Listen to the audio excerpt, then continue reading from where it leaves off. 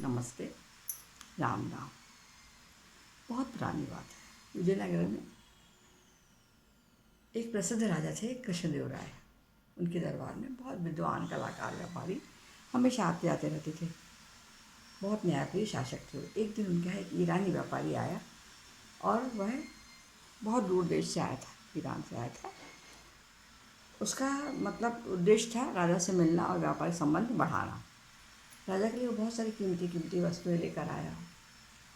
मसाले लाया, रेशमी कपड़े लाया और आभूषण भी बहुत सारे लाया। कृष्णदेव राय उसको बहुत खुश हुए, तो उन्होंने आदेश दिया अपने दरबारियों की इनकी मेहमान नवाजी में कोई कसर ना छोड़ी जाए, इनको बहुत अच्छे से रखा जाए। सेवकों ने उनकी आज्ञा का पालन किया। व्यापारी को बहुत रोज़ अच्छा आदर सत्कार होता, खाने पीने को अच्छी चीज़ें मिलती। व्यापारी भी बहुत खुश होता। एक दिन भोजन के बाद मिठाई में उसको रसगुल्ला दिया गया।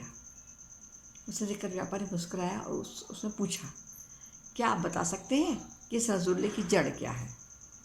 सेवक सुनकर चौंक गए। उन्होंने एक दूसरे से पूछा, रसोइये से पूछा। धीरे धीरे करके ये बात पूरे राज्य में फैल गई, पर कोई इसका उत्तर नहीं दे पाए। फिर दरबारी, विद्वान और मंत्रियों तक भी ये बात पहुंची। धीरे धीरे करके राजा के पास भी ये बात पहुंच गई। राजा ने भी सोचा, रही क्या है रसगुल्ले की जड़, समझ में नहीं आया। तो उन्होंने अपने चतुर दरबारी प्रिय मंत्री तेनालीराम को बुलवाया और उनका तेनालीराम एक विदेशी व्यापारी आया है और वो पूछ रहा है कि रसगुल्ले की जड़ क्या है, और कोई उत्तर नहीं दे पा रहा, बताओ क्या करें। तेनालीराम कहा, महाराज मैं इसका उत्तर दूंगा, पर एक दिन का मुझे समय दिया जाए और आप कल उसको बुला लीजिए। अगले दिन दरबार में लोग खचाखच भर गए, बहुत लोग आ गए, बहुत भीड़। दरबार भी आए, मंत्री जनता भी, सब लोग आए कि इसका उत्तर क्या है देखे। तो आखिर तेनालीराम दरबार में पहुंचा। उसके हाथ में एक कटोरा था जो ढका हुआ था। सब लोग उस कटोरे को देख लगे, इसमें होगी रसगुल्ले की जड़। राजा ने पूछा, तेनालीराम ये क्या लेकर आए हो, क्या इसमें जड़ है? उन्होंने कहा, हाँ महाराज यही रसगुल्ले की जड़ है। उसने धीरे से कटोरे के ऊपर से कपड़ा हटाया तो उसमें गन्ने के टुकड़े रखे हुए थे। सभी दरबारी और स्वयं राजा भी देखकर चकित रह गए और ये ईरानी व्यापारी भी देख कर रह गया। उन्होंने कहा, इसको तुम कैसे कह सकते हो रसगुल्ले की जड़, गन्ना है ये तो। उन्होंने कहा, महाराज गन्ने से तो शक्कर बनती है ना,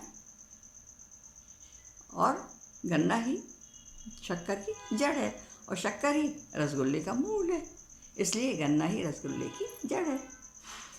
तेनालीराम की ये व्याख्या सुनकर, जो सटीक थी, सरल थी और तार्किक थी, सुनकर राजा कृष्णदेव राय हंस पड़े। बाकी दरबारी लोग भी बहुत जोर से हंसे और जोर जोर से तालियां बजाने लगे।